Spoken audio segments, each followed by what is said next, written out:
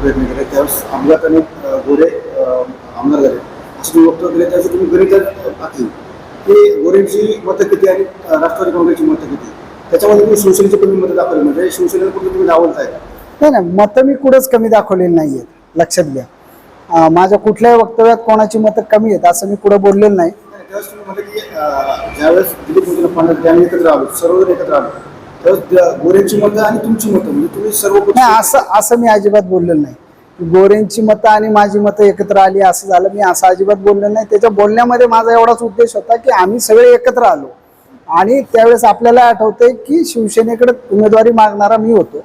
त्यावेळेस मी कुठल्या पक्षात पण नव्हतो पण उमेदवारी मागत असताना ती उमेदवारी सुरेश भाऊ गोरेंना गेली तर ती सुरेश भाऊंना गेल्यानंतर आम्हाला उमेदवारी नाही मिळली तरी पण आम्ही देखील सुरेश भाऊंचं काम केलंय आणि त्यावेळेस सुरेश भाऊ म्हटले की तुम्ही आता थांबा तर आम्ही त्याला तयार झालो आणि त्या ठिकाणी केलं. आता मतं कोणाची कमी आणि जास्त याच्यावरती माझं कुठलं स्टेटमेंटही नाही आणि कोण कमी नाही कोण जास्तही नाही कारण या ठिकाणी प्रत्येकजण हा मोठाच आहे आणि त्यामुळे प्रत्येक गटातून म्हणजे शिवसेना उद्धव बाळासाहेब ठाकरे या शिवसेना पक्षाकडं आणि आमच्या पक्षाकडनं निश्चित इच्छुकांची संख्या जास्त आहे. तुमच्या मागच्या निवडणुकीमध्ये तुम्ही उमेदवार होते सगळे स्टँडिंग आमदार होते आणि दिलीप मोदी निवडून आले तर तुमच्या भाषणात असं म्हणण्यात आलं की तुमची मतं एकत्र केल्यात ती जास्त आहे आणि तुम्हाला भाजपकडून थोडंसं उभं राहण्यासाठी आग्रह होता.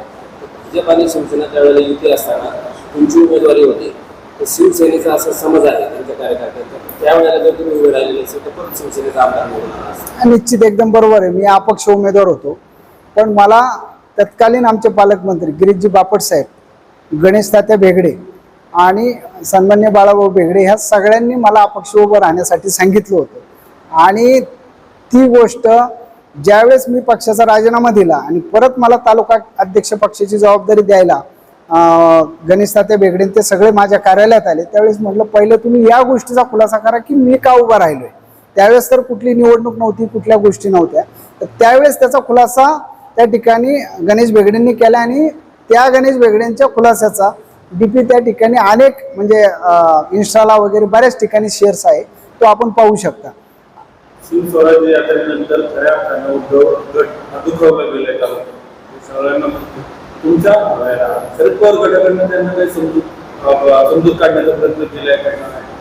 दादा समजूत काढण्याचा प्रयत्न हा आमच्याकडनं आतापर्यंत माझ्याकडनं तरी नाही झाला. आमचे तालुका अध्यक्ष ते त्यांच्याशी बोलतायत पण महत्वाचा मुद्दा असा आहे की या व्हिडिओच्या माध्यमातून मी मगाशी स्पष्ट केलं आता स्पष्ट करतो की निश्चित शिवसैनिकांच्या भावना दुखणं साहजिक आहे.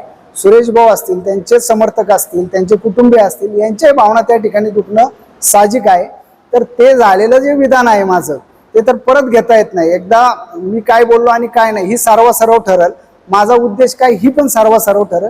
मी त्यामध्ये अत्यंत नम्रपणे या ठिकाणी सांगतो की जे झालेलं विधान आहे त्याबद्दल मी मनापासनं शिवसैनिक असतील सुरेश भाऊ गोरे समर्थक असतील किंबहुना सुरेश भाऊंचे कुटुंबीय असतील यांची या ठिकाणी माफी मागतो दिलगिरी व्यक्त करतो.